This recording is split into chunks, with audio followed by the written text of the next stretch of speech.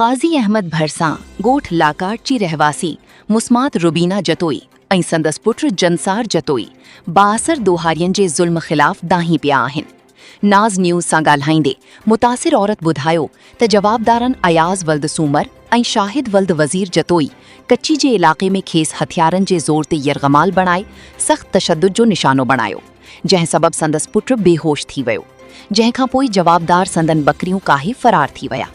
मुतासिरनि इल्ज़ाम हणंदे चयो त हद जी पुलिस दोहारियनि आॾो बेवस बणियल आहे ऐं खेनि को बि तहफ़ुज़ फ़राहम न कयो वञे।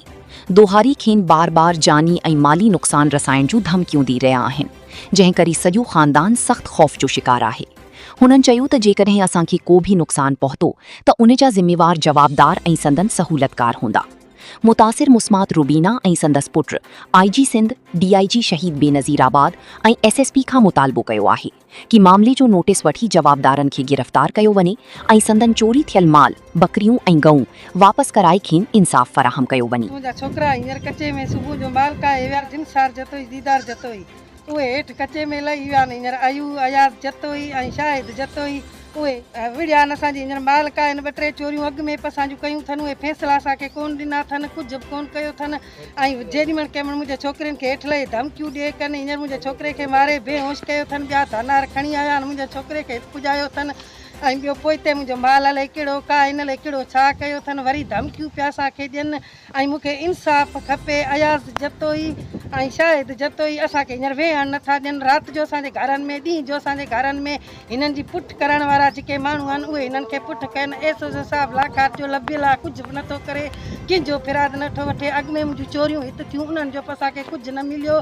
मूंखे इंसाफ़ खपे। SP साहिब खे मुंहिंजी अपील आहे। अयाज़ ऐं शाहिद चोरियूं कंदा आहिनि, सही ॻोठ ख़बर आहे। विच में अचे मां बकरियुनि खे पाणी पीआरियो आहियां, बकरियुनि में मूंखे छा बात आहे, छा खपे ॾियूं कुझु न बि। ऐं पोइ वरी मुंहिंजी बकरी का मां विड़ी मूंखे धक हणी ॿई ॼणा बेहोश कयो। मुंहिंजी बकरियूं का आहिनि मूंखां बेहोश मूंखे धनार कचे ॻोठ खणी आया आहिनि, ख़बर कान्हे मुंहिंजी बकरियूं घणियूं का आहे। अॻु में 2-3 चोरियूं कयूं अथनि ऐं हिननि जा केस ॿियनि थाणनि ते दाख़िल आहिनि। हिननि खे पुलिस कुझु कान थी चवे।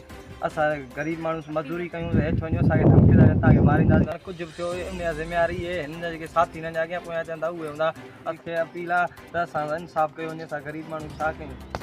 वधीक ख़बरूं ऐं अपडेट्स लाइ YouTube, Facebook, Instagram ऐं X ते विज़िट कयो असांजो वेब चैनल नाज़ न्यूज़ काज़ी अहमद।